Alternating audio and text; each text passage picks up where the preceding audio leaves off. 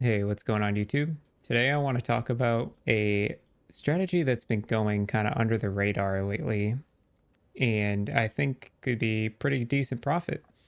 And that is the destructive play Harbinger farm, especially because destructive play has been updated, so now you don't have to wait for the Maven to say time to up the stakes.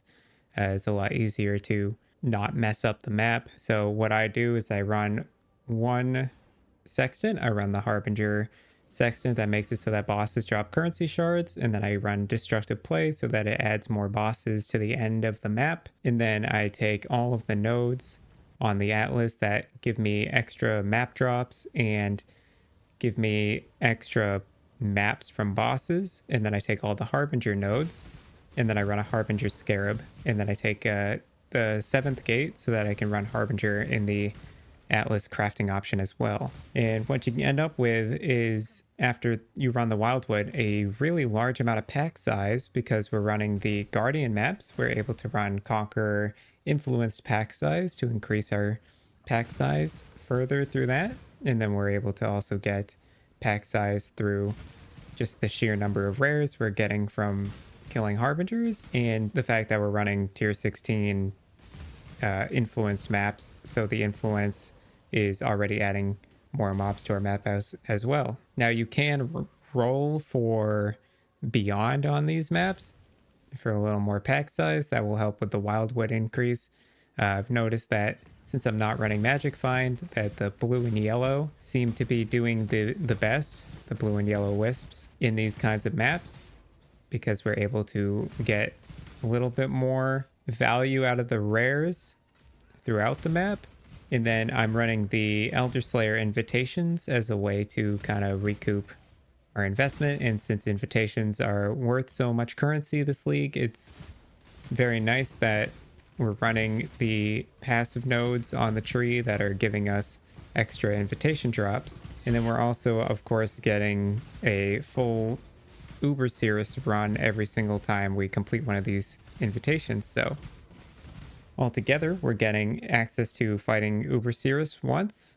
We're getting to run the Elderslayers once. We're getting a ton of Harbingers per 4 maps, which is giving us the opportunity to get, like 4 divine Maven Writs. So we're getting like 7 Maven Writ shards, and then we're getting the 4 Sirus fragments, which are currently worth about 60 chaos each. So 1.2 div per set, just about. And so very quickly you'll see you're getting a lot of extra random bits of value out of these maps. On top of that, we're doing things like dropping divine orbs for free and Valdo's puzzle boxes. We're also getting access to the chance of dropping fracturing shards and mirror shards. So overall, the value that you get out of these maps is pretty solid. I wouldn't say it's the best profit strategy, but it is a lot of fun. I've been having a ton of fun with it. I love farming Harbingers, and in this particular league, there are a lot of high value drops that come from the Harbingers and the Harbinger maps through the strategy. Now, what I've done with my Atlas is I've picked up a bunch of map duplication nodes as an option for getting our bosses, when we kill the bosses, to drop duplicates of the special maps that they drop. So the synthesized maps, the Maze of the Minotaurs, the Elder Guardian maps, we want to see multiples of those drop. So we're getting as many map duplication nodes as we possibly can. Now, the strategies sextants that we're running, since we are only running one sextant as a core value of the strat, it gives you the opportunity to run 3 other sextants for whatever you're feeling. It could be 5 packs of rare mobs, 5 packs of magic, 5 packs of normal, and then you could run like Guardian maps drop when you kill bosses at the end of a map. And there's a whole bunch of different sextants to choose from past the required Harbinger map sextant, and that just kind of comes down to preference and what you're feeling. Apart from that, we're also taking a lot of the maps found have a chance to be 1 tier higher, since we want to be dropping tier 16 Guardian maps, tier 16 Maze of the Minotaur maps, etc., etc. So we have those map tiers raised as often as possible, as high as possible. And it's also great for, say you have burial chambers favorited. It allows you to get a bunch of burial chambers so that you can sell those in bulk as well, make some currency that way. So overall, the strategy is a lot of fun. I think it's definitely worth checking out. I'm going to kind of just let the gameplay speak for itself, and you guys can decide to run the strategy if you want. I think it's a lot of fun. It's a little bit different than what we're used to this league. We've been seeing a lot of Abyss and Legion and Magic Find stuff, and I'm trying to find ways to make currency without Magic Find. So this is one of the ways that I discovered, and I think is really cool. All right, so with that being said, I'll let the gameplay play out, and thanks for watching.